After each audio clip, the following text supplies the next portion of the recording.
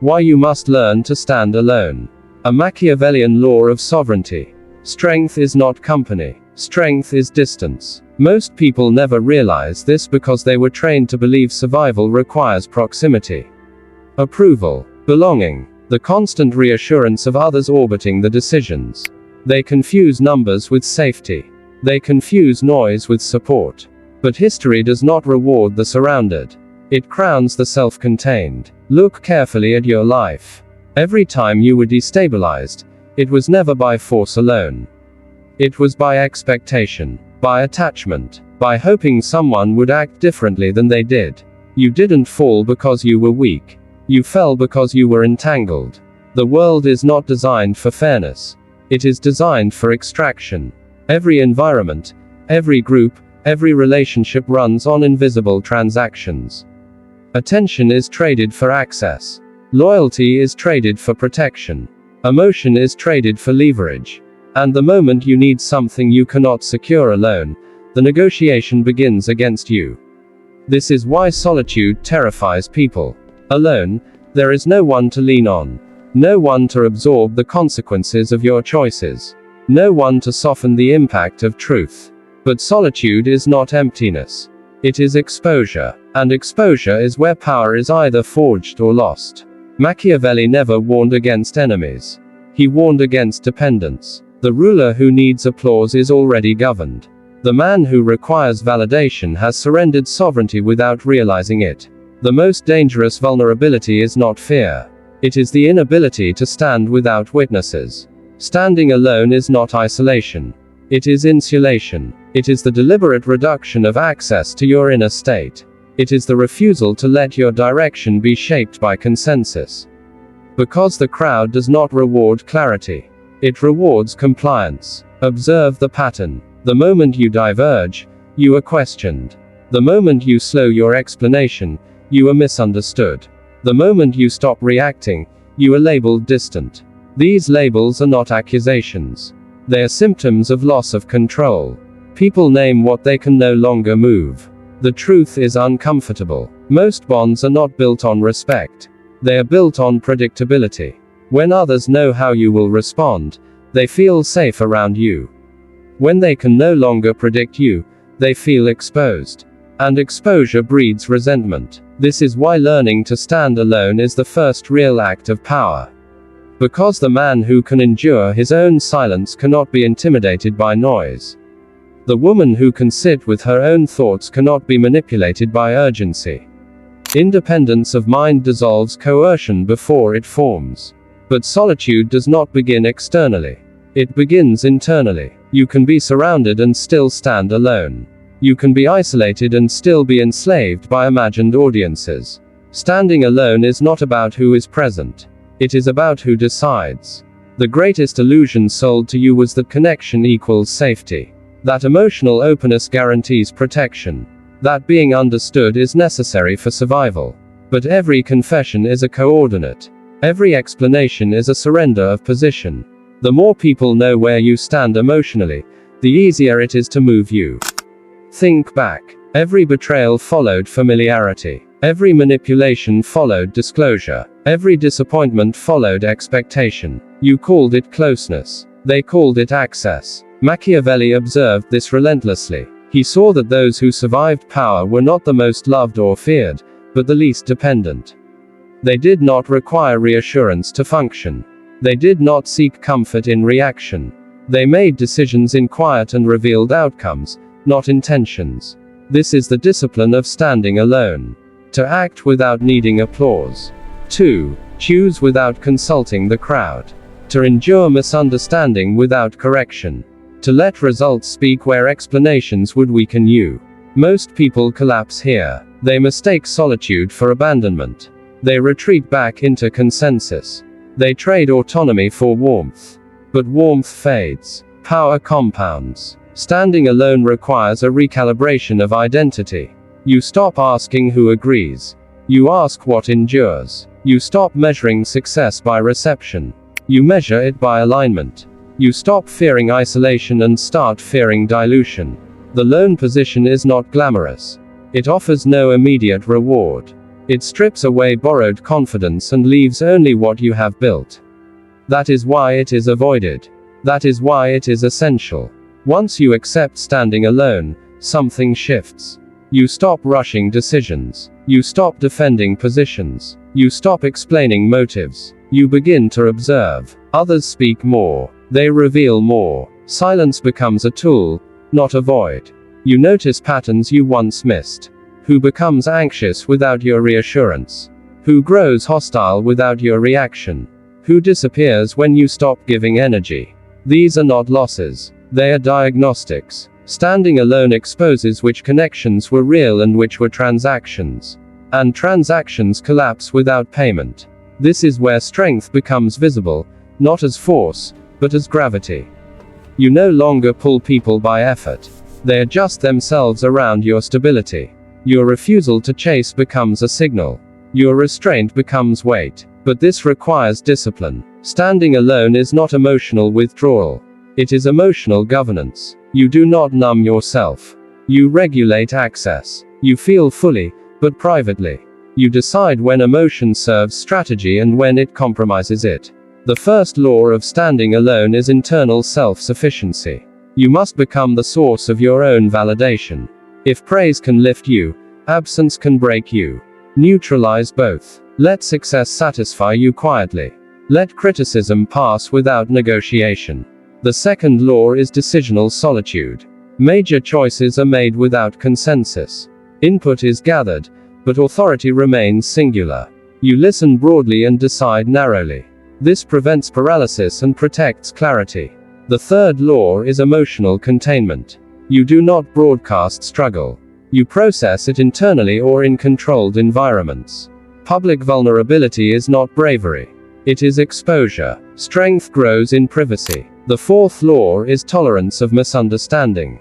You accept that clarity will not always be recognized. You let others mislabel you. Correction is not always power. Sometimes silence preserves position better than explanation. The fifth law is selective presence. You do not attend everything. You do not respond to everything. Absence creates perspective. Scarcity increases value. Overexposure breeds familiarity, and familiarity erodes respect. As these laws settle, solitude stops feeling heavy. It becomes structured, productive, clean. You think more clearly. You react less. You anticipate more. Emotional turbulence loses its authority over you. Others will test this. They will provoke reaction. They will accuse distance. They will attempt guilt. This is not personal. It is mechanical. They are attempting to restore access. Do not grant it. Standing alone teaches the world how to treat you. When reaction disappears, manipulation fails. When approval is irrelevant, pressure dissolves. When loneliness no longer frightens you, threats lose leverage. At this stage, power becomes quiet. There is no announcement, no confrontation, just a shift in posture. People speak differently around you. They hesitate. They calculate. They sense you are no longer available for emotional negotiation. This is not cruelty. It is clarity. You still connect, but from choice, not need. You still collaborate, but from strength, not dependence. You still care, but without self-betrayal. Standing alone does not mean rejecting humanity. It means refusing to outsource authority over your inner state. Eventually, solitude becomes your advantage. While others seek consensus, you move. While others wait for reassurance, you build. While others react to noise, you operate in silence. This is the Machiavellian lesson beneath the surface. Power does not come from dominance over others. It comes from independence from them.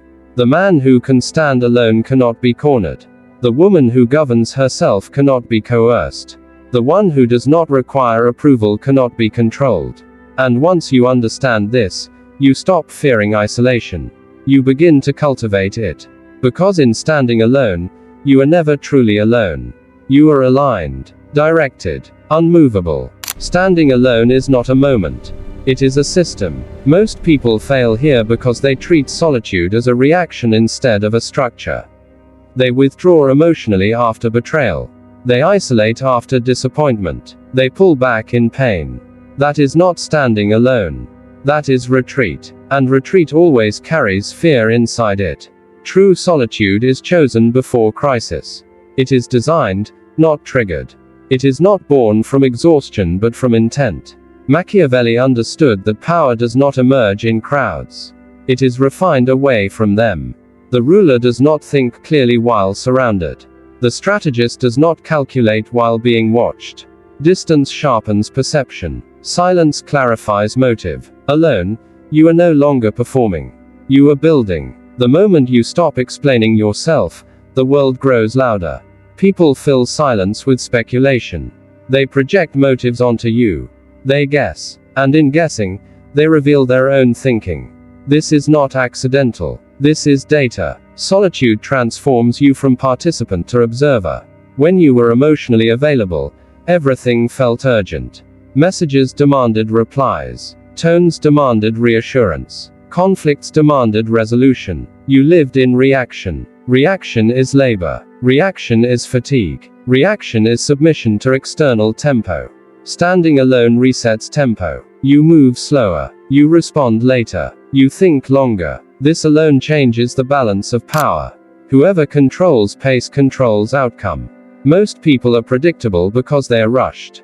They speak to relieve discomfort. They explain to reduce tension.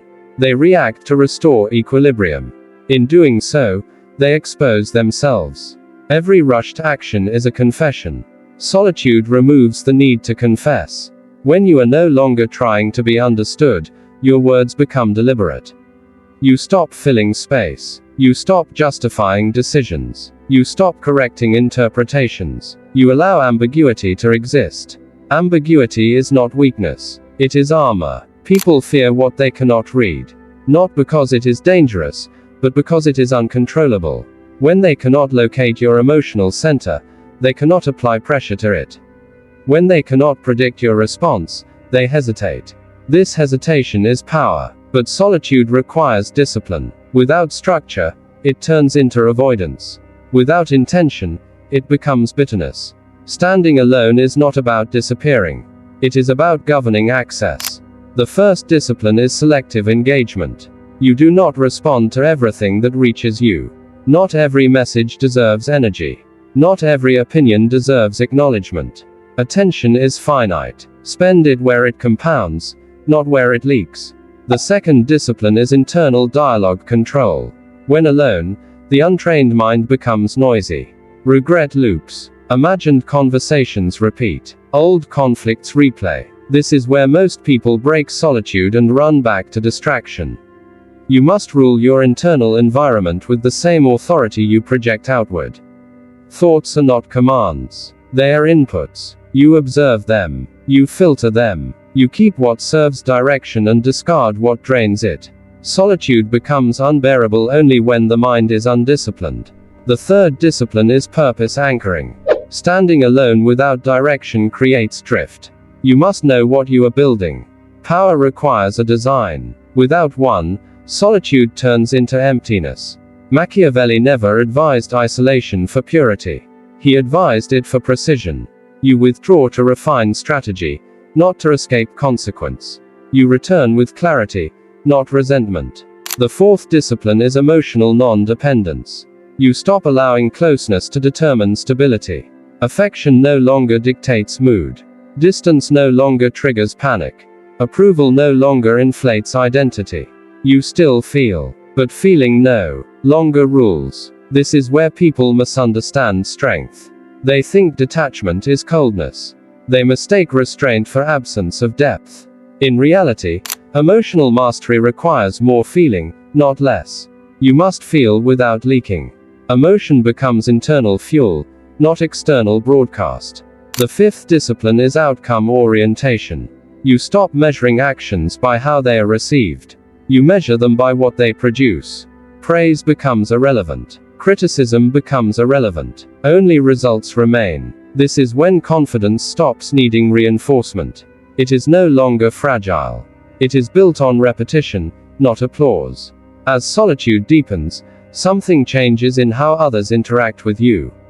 Conversations slow. People test boundaries. They ask indirect questions. They probe for reaction. This is natural. They are adjusting to loss of access. Do not rush to reassure them. Loss of access feels like loss of control. When people feel that loss, they reveal intent. Some attempt manipulation. Some attempt guilt. Some withdraw. Some become hostile. None of this is about you. It is about the vacuum you created. Standing alone creates a vacuum. Vacuums reveal character. This is where alliances become clearer. Those who respect your autonomy will adjust without complaint. Those who relied on your availability will resist. You learn who values you for strength and who valued you for utility. Standing alone filters relationships without confrontation. Machiavelli understood that power is not built by keeping everyone close. It is built by knowing who to keep and who to keep distant. Loyalty is rare. Dependency is common. Learn to tell the difference. The dependent demands presence. The loyal respects absence. As solitude becomes natural, your presence changes. You no longer enter spaces seeking engagement. You enter with purpose. You speak when it moves the situation forward. You remain silent when silence does more. Silence stops being passive. It becomes directional. Others begin to mirror your restraint. They choose words carefully. They moderate tone. They become conscious of their position. This is not intimidation. It is calibration. They sense that your reactions are no longer automatic. Automatic reactions are exploitable. Governed reactions are not. Standing alone also teaches you something uncomfortable. Many conflicts you thought were external were internal. Many pressures you blamed on others were self-imposed. Solitude removes distractions and exposes truth. You see where you compromised to belong. Where you spoke to be liked. Where you bent to avoid isolation.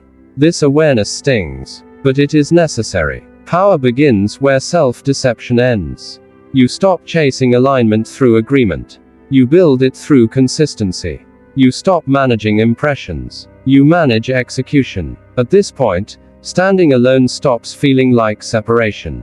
It feels like ownership. Your time belongs to you. Your attention belongs to you. Your emotional energy belongs to you. This is sovereignty in motion. But solitude is only the foundation.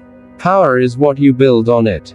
In the next stage, standing alone evolves into strategic distance. You learn when to engage, when to disappear, and when to re-enter. Absence becomes a lever. Presence becomes a statement. You are no longer reacting to the world.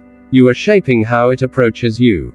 And that is where standing alone becomes dangerous, not to you, but to anyone who seeks to control you. Standing alone was never the destination. It was the preparation. Solitude clears the noise. Sovereignty directs the outcome. What begins as withdrawal becomes authority once it is applied with precision. This is the stage where independence hardens into influence and distance becomes command. Most people believe influence requires visibility. They are wrong. Visibility invites interpretation. Sovereignty controls interpretation. The one who is always present is always readable. The one who appears selectively becomes myth. Machiavelli understood that rulers who linger invite familiarity, and familiarity erodes awe. Power survives through measured distance. You are not absent to disappear. You are absent to reposition. At this level, your movements become intentional. You enter spaces with timing. You exit without explanation. You let absence speak louder than defense ever could. People begin to track you without knowing why. This is gravity, not charisma. The sovereign does not announce intent. He arranges conditions. When you stand alone long enough, something irreversible happens. You stop needing reaction to confirm existence. You no longer feel compelled to be seen. You operate without witnesses. This removes the last leverage the world had over you. Attention is obedience. The moment someone watches for your response, they have submitted to your tempo. You no longer rush to satisfy curiosity. Curiosity works for you now. This is where silence evolves. It is no longer protection. It becomes negotiation. A delayed reply. A neutral response. An unanswered question. These are not accidents. They are adjustments to balance. You are not punishing. You are calibrating. People who once felt comfortable now feel uncertain. Not afraid. Uncertain. And uncertainty disciplines behavior better than force ever could. They speak carefully. They reconsider tone. They anticipate reaction that may never come. This is controlled unpredictability. Predictable people are programmable. Sovereign people are not. You become irregular by design. Sometimes present. Sometimes unreachable. Sometimes warm. Sometimes distant. Never explain which version appears. The world is trained to categorize. You resist categorization. That resistance keeps you ungovernable. At this stage, emotion transforms again. It is no longer something to contain. It becomes something to deploy. Anger sharpens boundaries. Calm disarms provocation. Detachment unsettles manipulation. You are not suppressing emotion.